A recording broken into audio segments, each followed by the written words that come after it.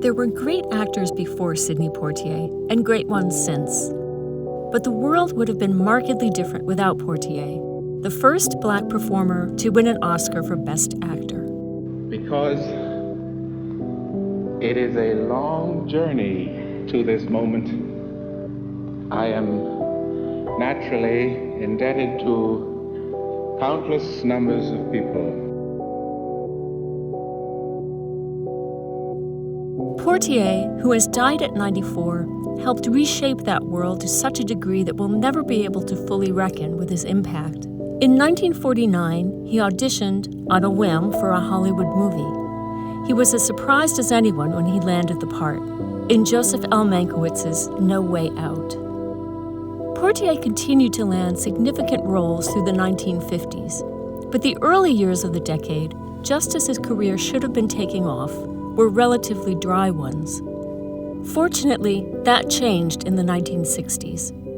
Poitier reprised a role he'd played on Broadway in Daniel Petrie's film version of A Raisin in the Sun.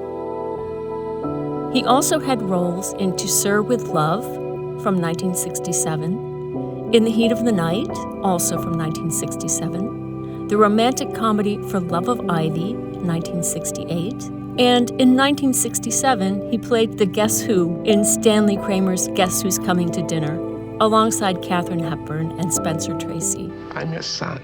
I love you. But you think of yourself as a colored man. I think of myself as a man. It was Poitier's turn in Ralph Nelson's Lilies of the Field, which earned him a Best Actor Oscar in 1964. In the 1970s, Poitier turned to directing, a way of having more control over how people of color were portrayed on screen. But Poitier will be best remembered as an actor and as a presence, a force not just on the cultural landscape, but on a broader political one, too. Poitier knew his career had opened a door for others. He saw his own work as a beginning.